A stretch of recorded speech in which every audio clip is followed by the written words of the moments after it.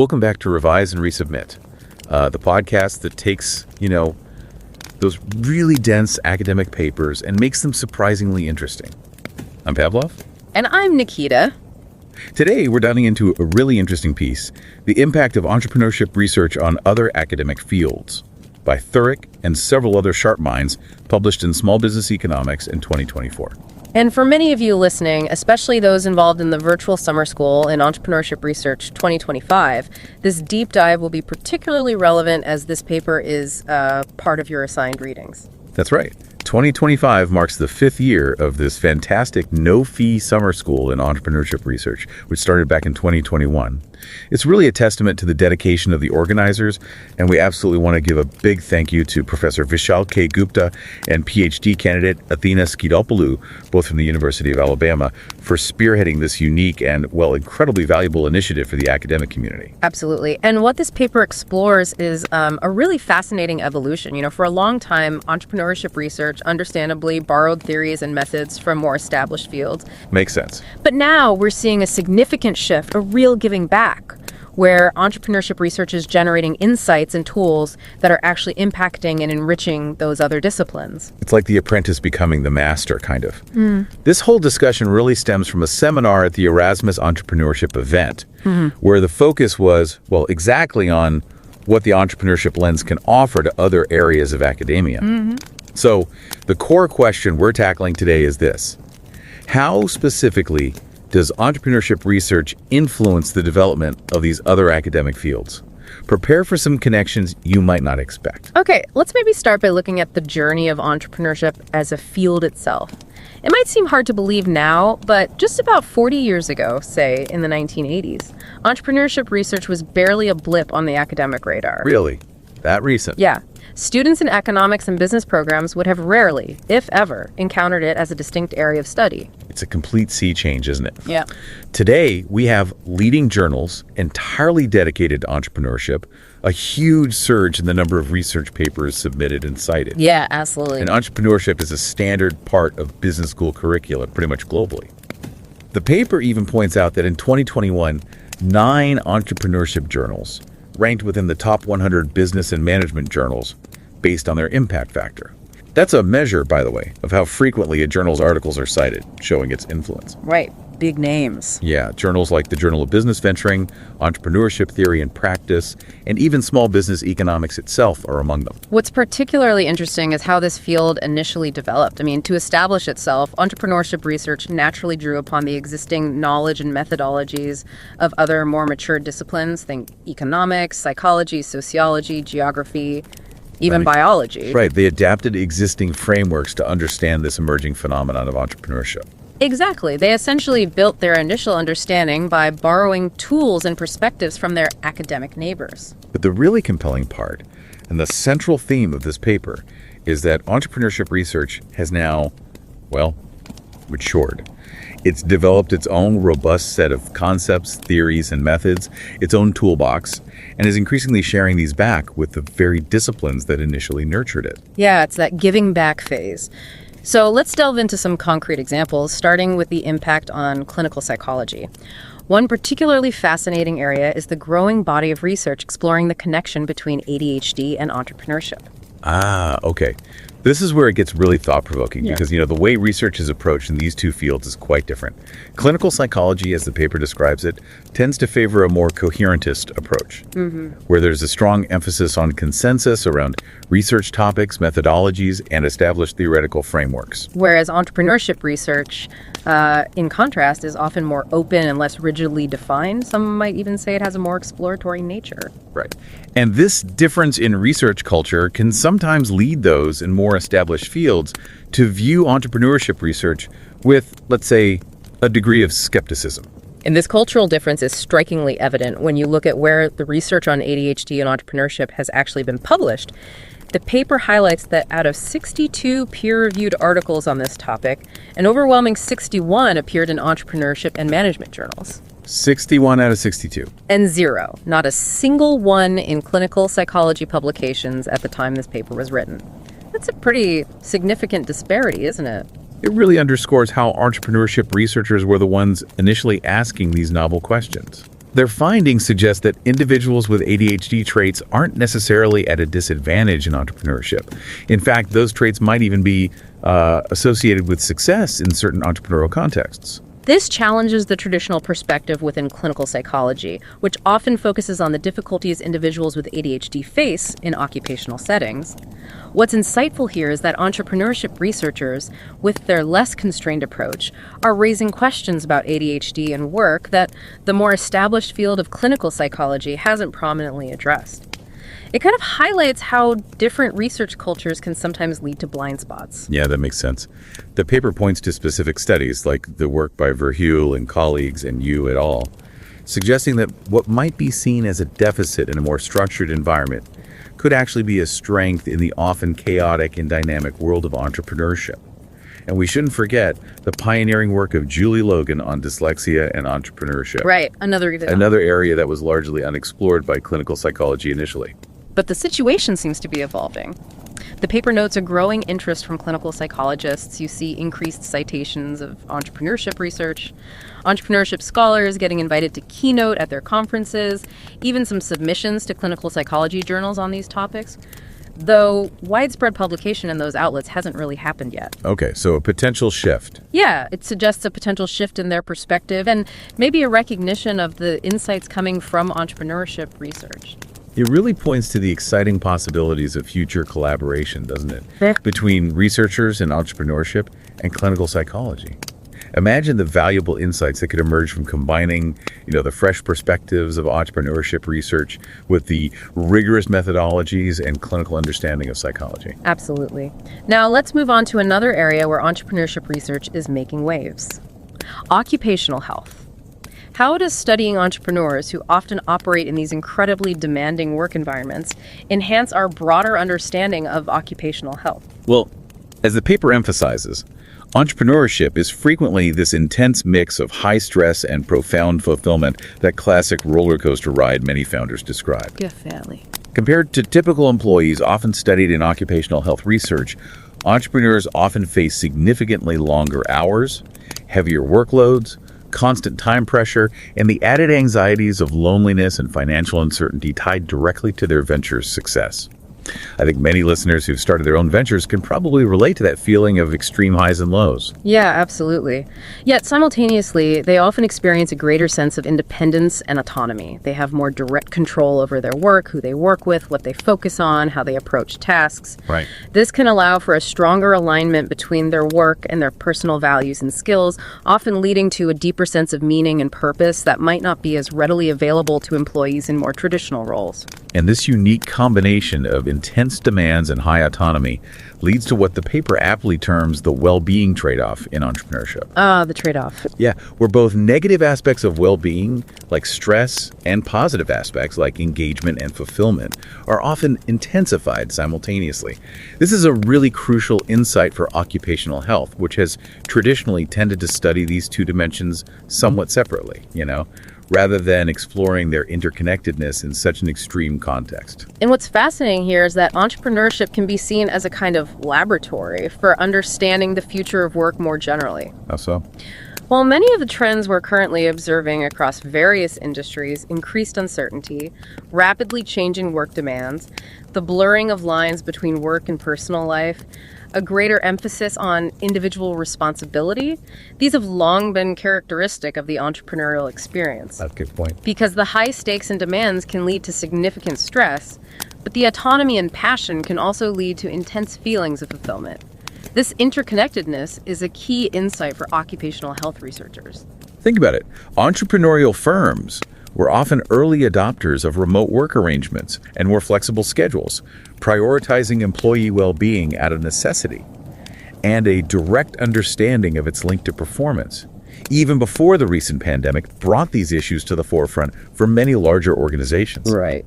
And the paper mentions examples like strength-based organizational design, which is sometimes found in entrepreneurial firms aiming to create more inclusive and engaging work environments. Furthermore, entrepreneurship research highlights the very direct relevance of the health and well-being of the entrepreneur for the economic and social outcomes of their venture.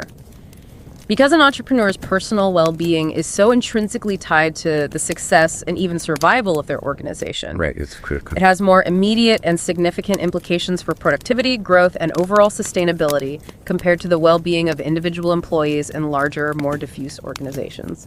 And the social consequences are also amplified, aren't they? An entrepreneur's health and well-being can impact a wide range of stakeholders, employees, customers, suppliers, investors. Exactly.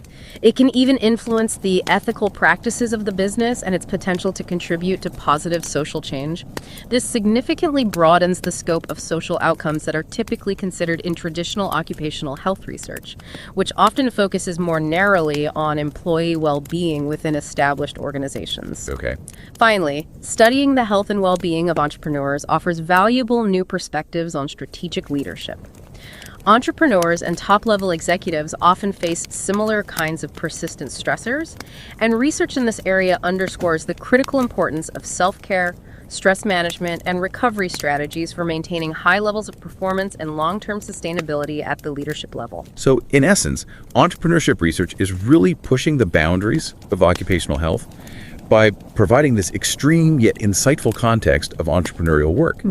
It's forcing a reevaluation of traditional assumptions and ultimately helping the field to better understand the evolving dynamics of work in an increasingly uncertain and dynamic world. Okay, let's shift our focus again and explore the impact of entrepreneurship research on the field of genetic epidemiology.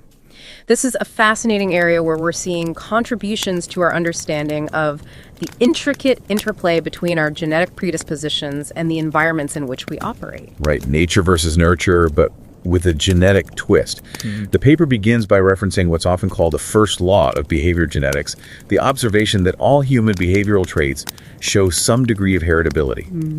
And indeed, initial studies in entrepreneurship research did find evidence suggesting a heritable component to entrepreneurial tendencies. These heritability estimates essentially tell us about the proportion of the differences we observe in a particular trait within a population that can be attributed to genetic differences among individuals.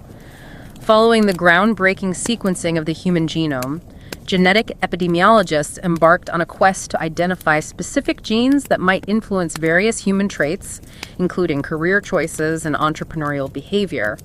There was even the J'Entrepreneur Consortium. Right, I remember reading about that. Established with a specific aim of analyzing the genetic basis of entrepreneurship.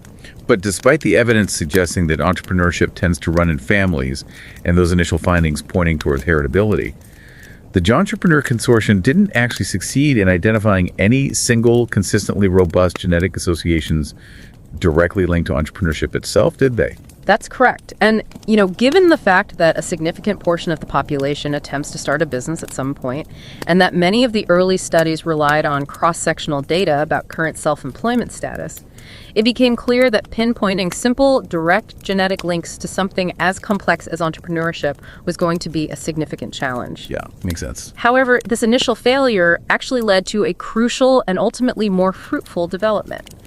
The members of the J'Entrepreneur Consortium also played a key role in establishing the Social Science Genetic Association Consortium, or SSGAC. And the SSGAC achieved a major breakthrough, didn't it? They were the first to successfully identify specific genetic variants that were consistently associated with a complex behavioral outcome, in this case, educational attainment. Exactly. While the effects of these initial genetic variants were relatively small, this study was truly a game changer. It demonstrated that it was indeed possible to find replicable genetic associations with human behavior, provided that researchers analyzed sufficiently large data sets and employed rigorous methodologies. Okay, so it proved the concept. Right. And this success then naturally raised the crucial question of whether these identified genetic effects were primarily driven by underlying biological mechanisms or by the specific environmental context in which these genes operate. The reality is that it's rarely a straightforward either-or situation. Sure. For instance, while genes associated with educational attainment might relate to aspects of neural development, their actual impact is also heavily dependent on the presence and quality of a schooling system. Similarly, any genetic predispositions towards entrepreneurial behavior are unlikely to fully manifest in an environment where private enterprise is heavily restricted or not permitted at all. And this is precisely where entrepreneurship research and economics more broadly can make really valuable contributions to the fields of genetic epidemiology and social science genetics. A growing and increasingly important area of research focuses on gene by environment, or GXE analysis. GXE, yeah, right. These studies specifically investigate how the effects of our genes can be dependent on the particular environmental conditions we experience. Exactly. Well-designed GXE studies have the potential to help us understand which kinds of environments might effectively compensate for certain genetic disadvantages, or, conversely, which environments might amplify the development of particular skills and tendencies associated with certain genetic predispositions. Okay. What's particularly valuable here is that economic research has developed sophisticated statistical tools, like regression discontinuity designs and instrumental variable regression, which are proving to be very useful for addressing the inherent challenges of endogeneity, that tricky issue of disentangling cause and effect when studying the complex interplay of both genetic and environmental factors influencing behavior. And the existing body of entrepreneurship literature, with its extensive analysis of how various exogenous or external environmental changes, like shifts in policy or technological advancements, impact entrepreneurial activity, is exceptionally well positioned to contribute to this growing understanding of the complex dance between nature and nurture. Yeah, definitely. Ultimately, rigorously designed GXE studies also hold the potential to shed light on how the degree of alignment or mismatch between an individual's genetic predispositions and the specific demands and opportunities of the entrepreneurial environment might influence their levels of stress and overall health and well-being. So connecting back to occupational health. Exactly. This brings us full circle back to the initial quest for the entrepreneurial gene, but now with a much more nuanced and sophisticated understanding of how the environment interacts with our genetic makeup to shape entrepreneurial outcomes. And furthermore, the increasing availability and sophistication of polygenic scores. Polygenic scores. Yeah. They're essentially summary indices that aggregate the effects of multiple genetic variants. These are further enhancing our ability to explore these complex relationships and their implications. Fascinating. Okay. Culture is another fascinating dimension, where entrepreneurship research is providing significant insights. It's not exactly a separate academic field in itself, but rather a crucial contextual factor, right? That profoundly shapes both the emergence and the consequences of entrepreneurial activity. Precisely. If we aim for a truly comprehensive understanding of entrepreneurship in all its diverse forms and regional variations, we absolutely must take cultural factors into account. And entrepreneurship research has long recognized the significant role of culture as an important explanatory variable, drawing upon a range of theoretical perspectives from post-materialism and levels of societal dissatisfaction to the aggregated psychological traits prevalent in a region and the degree of social legitimacy afforded to entrepreneurial endeavors. And numerous empirical studies have indeed established links between various cultural factors and a wide array of entrepreneurial phenomena, like the level of entrepreneurial persistence observed in certain areas, or the prevalence of specific psychological traits often associated with successful entrepreneurship in different cultural contexts. However, the research in this area is continually evolving and becoming more sophisticated. We're moving beyond simply identifying correlations between culture and entrepreneurship to exploring the underlying mechanisms, the specific channels through which cultural norms, values, and beliefs actually influence entrepreneurial behavior and outcomes. Deeper dives. Exactly. There's also a growing emphasis on refining how we measure these complex and often intangible cultural constructs. Moreover, there's an increasing interest in adopting a more holistic approach to understanding culture, one that examines the interconnected web of shared beliefs, values, and assumptions within a society. But the paper also highlights a really insightful and often overlooked perspective: how entrepreneurship itself can act as an antecedent, actually shaping and influencing culture and institutions. Flipping the script. Yeah.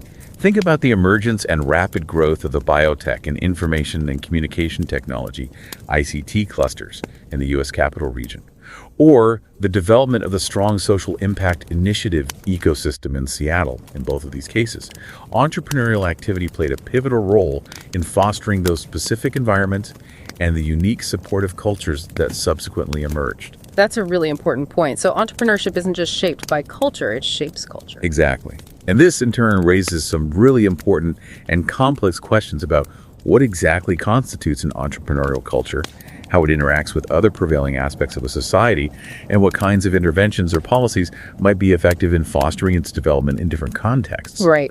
It also compels us to consider where entrepreneurship fits within the broader study of emerging cultural phenomena. Is it primarily an endogenous driver of cultural change, or more of an exogenous disruptive force that reshapes existing cultural landscapes? Good questions. Now let's shift our attention to the impact of entrepreneurship research on the field of industrial organization, or IO. Yeah. Here, the paper points to a largely complementary relationship, right? With entrepreneurship research primarily focusing on the activities of small, new entrant firms. The little guys. While industrial organization has traditionally concentrated its analysis on the behavior and strategies of large, well-established incumbent firms, the big players. That's absolutely right. Even when the topic of entry into a market is addressed within IO, the perspective is often from the viewpoint of the existing players, considering things like diversification strategies and the various barriers to entry that incumbents might erect to deter potential competitors. Furthermore, traditional measures of market structure used in industrial organization tend to downplay or even overlook the significant role and impact of small and new firms. But entrepreneurship research brings some really crucial perspectives and insights to the table that both complement and, in some cases, directly challenge this more established viewpoint. One key difference lies in the fundamental scientific traditions of the two fields. How so? Well, IO has historically been a mature, mainstream field deeply rooted in neoclassical economics, often employing sophisticated mathematical models and game theory as its primary analytical tools. Very formal. Right. In contrast, entrepreneurship research is inherently more interdisciplinary in its approach and tends to embrace a more dynamic and process-oriented perspective on how markets evolve. And the crucial human aspect of firms is also largely absent from many traditional IO models, isn't it? They often operate under the assumption of perfectly rational, profit-maximizing behavior. Exactly. Entrepreneurship research, on the other hand, recognizes that entrepreneurs are often driven by a multitude of goals that extend beyond purely financial objectives, and that factors like organizational flexibility and possessing a balanced set of skills can be absolutely critical for the success of new ventures.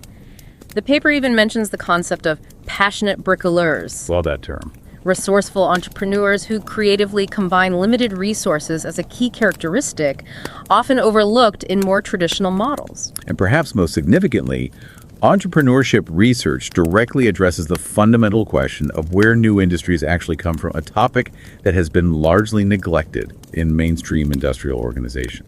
Think about the influential work of Paul Klepper, who emphasized the critical role of pioneers and spin-offs from existing organizations in the initial development and subsequent evolution of industries. His work, sometimes called nanoeconomics, also highlights the increasing importance of universities and scientific advancements as key drivers of new industry formation, underscoring the strong path dependency that characterizes industry evolution. The understanding of innovation also differs significantly between the two fields.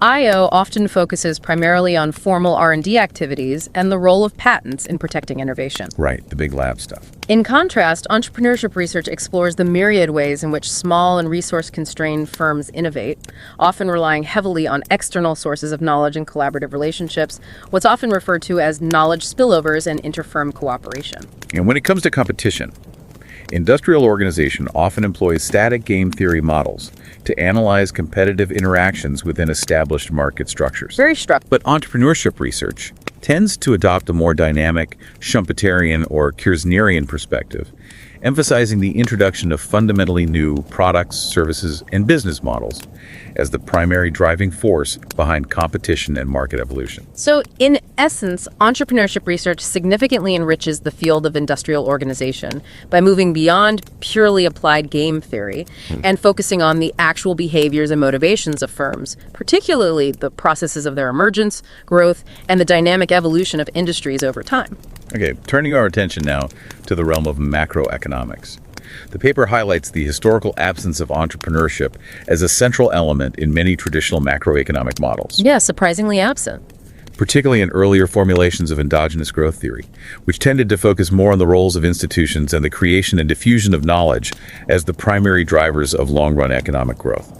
A significant challenge in integrating entrepreneurship into macroeconomic frameworks has been the difficulty of arriving at a sensible, unambiguously defined, and non-tautological definition of an entrepreneur that can be effectively incorporated into formal macroeconomic models. Right. How do you define it for a model? Exactly. Defining entrepreneurship simply by firm size, age, or self-employment status has proven to be problematic for various reasons. But there are certainly reasons to be optimistic about the increasing integration of entrepreneurship into macroeconomic thinking, aren't there? The paper points to advancements in computing power. Yes, computing power helps. That are now enabling the development and use of more complex agent-based modeling techniques. These models can account for the inherent heterogeneity among economic actors, including the diverse behaviors and characteristics of entrepreneurs, which was often difficult to capture in earlier aggregate models. Absolutely.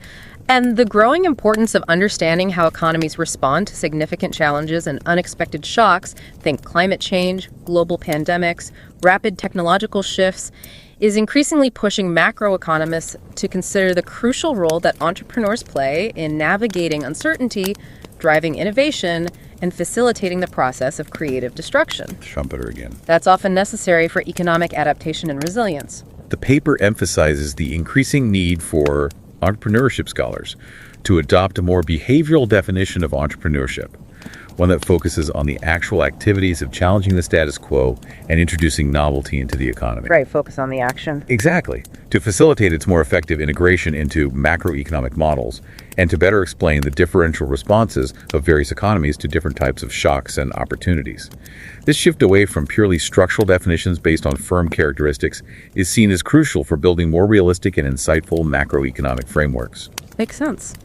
Finally, let's consider the significant impact of entrepreneurship research on the field of public policy. The paper outlines a really fascinating evolution in how policymakers have perceived and approached entrepreneurship since the end of World War II. Okay, policy. Initially, in the post-World War II era, government policy efforts were largely focused on supporting large, established firms and leveraging economies of scale as the primary drivers of economic recovery and growth, right? Correct. Small firms and entrepreneurship received relatively limited attention from policymakers, often being viewed more for their potential societal value, like providing local employment, rather than as significant engines of broader economic impact. This is kind of exemplified by the original focus of the United Small Business Act. But the publication of David Birch's influential research in 1981, which highlighted the significant role of small and new businesses in generating net job creation, marked a crucial turning point in this perspective. Birch's work, yeah, that was big. Even though the initial policy reactions still tended to favor efforts to restore large industrial giants, like with the MIT Commission on Productivity, Birch's findings began to slowly shift the narrative. Over the subsequent decades, the policy focus gradually evolved. The growing recognition of the important contributions of small firms to innovation, a perspective championed by researchers like Axe and Audretsch in the late 80s and early 90s. Right. Led to the development and implementation of various policies specifically aimed at nurturing the formation and growth of new firms and fostering entrepreneurial activity in designated industrial zones and business parks. This policy focus then evolved further, with a greater emphasis being placed on the entrepreneur as an individual, their skills, motivations, access to resources. Focusing on the person. Yeah. This shift led to significant changes in business school curricula, with more courses and programs focused on entrepreneurship, and the rise of business incubation centers designed to support early-stage ventures. And more recently, there's been an increasing emphasis on promoting ambitious entrepreneurship ventures with high growth potential, a focus on innovation, engagement in international markets. Aiming high. As well as a broader recognition that entrepreneurial thinking and activity are not limited to startups, but can also be valuable within large corporations and even nonprofit organizations. Looking towards the future, the paper introduces the important concept of impact-driven deep tech entrepreneurship as potentially crucial for addressing some of the most pressing grand challenges facing society, like climate change. Deep tech, yeah. Requiring the convergence of deep scientific and technological expertise with entrepreneurial drive and innovative business models. This vision suggests the need for vibrant ecosystems that support the growth of these highly specialized and impactful ventures. This forward-looking perspective directly challenges any notion that the entrepreneurial society might be waning in its relevance, emphasizing its continued and perhaps even growing importance in addressing complex global challenges. The paper even includes a helpful table summarizing the evolution of key entrepreneurship-related catchwords in public policy discourse since World War II, That's useful. illustrating this significant and ongoing shift in focus and priorities. And the fundamental point here is that entrepreneurship research has not simply reacted to these shifts in public policy. It has often played a proactive role in shaping policy goals and increasing societal awareness of the vital contributions of entrepreneurship to both economic prosperity and broader social progress. Definitely leading the way sometimes. So, to bring together these diverse impacts, the paper identifies 5 key ways in which entrepreneurship research exerts its influence on other academic fields. Firstly, it provides novel perspectives and generates new ideas about the consequences of phenomena that are already well studied in other disciplines, like we saw with the research on the potential positive aspects of ADHD in entrepreneurial contexts. Right.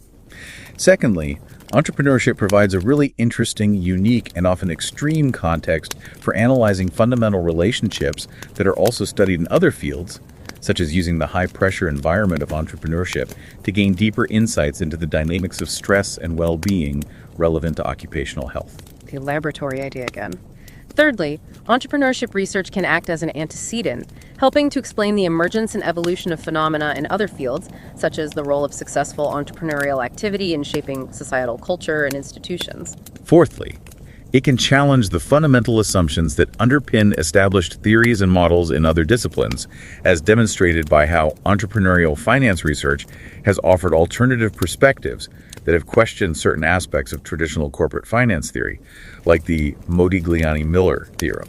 Good example. And it's worth noting that entrepreneurship journals also played an early and significant role in the development of research on crowdfunding. Oh yeah, crowdfunding. And finally, fifth, entrepreneurship research provides other disciplines with valuable opportunities to demonstrate the practical relevance and real-world applications of their knowledge, as clearly seen in the impact on public policy formulation and implementation, as well as in the increasing focus on knowledge transfer and the creation of specialized journals like the Strategic Entrepreneurship Journal. And the rising impact factors of leading entrepreneurship journals also indicate their growing influence and relevance across the academic landscape. Absolutely. The paper also touches upon some of the key factors that have contributed to the success of entrepreneurship research in achieving this broad impact, including the diverse disciplinary backgrounds of the early scholars who entered the field and the crucial role of joint academic events in fostering cross-disciplinary dialogue and collaboration. So, what are the implications of all this for the field of entrepreneurship research itself? The paper rightly underscores the continuing need for theoretical rigor and empirical sophistication as the field's influence expands. But it also offers a word of caution against becoming too technically complex, right? To the point where the research loses its relevance and becomes less accessible to scholars in other fields and to policymakers. Yeah, got to keep it relevant. There's also a pertinent warning about the potential risk of the field losing its own distinct identity by becoming overly broad and eclectic in its scope. It's important for entrepreneurship research to retain its core concepts and theoretical foundations, even as it engages with and influences other disciplines. Definitely needs that core identity. And this two-way flow of knowledge and influence also has implications for how we evaluate the quality and impact of entrepreneurship research, suggesting that a broader perspective beyond just traditional management and economics criteria may be necessary to fully appreciate its contributions to the wider academic community and beyond, potentially including social sciences, maybe even some natural sciences. Looking ahead, the future evolution of entrepreneurship research could potentially follow various trajectories, couldn't it? Ranging from becoming fully integrated into mainstream management and economics research to further developing its own unique theoretical agenda and continuing to serve as a source of inspiration and new ideas for other academic disciplines. Ultimately, the paper concludes by emphasizing the critical role that entrepreneurship research is poised to play in addressing some of the most significant and pressing challenges facing society in the years to come, from promoting environmental sustainability and fostering social inclusion to tackling issues of income inequality. It highlights its ongoing promise to shape thinking and drive innovation across a wide spectrum of academic fields. So you can see now that our deep dive into this paper by Thurik and colleagues reveals that entrepreneurship research is so much more than just the study of starting businesses. It's a dynamic field with a profound and multifaceted impact, surprisingly enriching our understanding across diverse disciplines like psychology, occupational health, genetic epidemiology, cultural studies, IO, macroeconomics, and public policy. What's truly insightful is how the knowledge generated from studying entrepreneurs, individuals who inherently challenge assumptions, embrace uncertainty, and are driven to create change, is offering remarkably valuable perspectives in academic areas you might never have initially connected with the world of startups. And that brings us to our final thought for you today. Consider how this entrepreneurial mindset, that very ability to challenge existing assumptions, to embrace uncertainty and learn from it, and to proactively drive change, might offer valuable perspectives and approaches in your own field of interest or even in your daily life, regardless of whether you're directly involved in launching a new venture. Yeah, definitely. We encourage you to keep an eye out for those unexpected aha moments and connections in the world around you. And don't forget to subscribe to Revise and Resubmit on Spotify and Apple Podcasts. And if you're enjoying the show and want to support us in creating more insightful content, consider becoming a patron on Patreon. Every contribution helps us continue this journey of exploration and discovery. Until next time, keep those minds curious, keep questioning, and keep revising and resubmitting.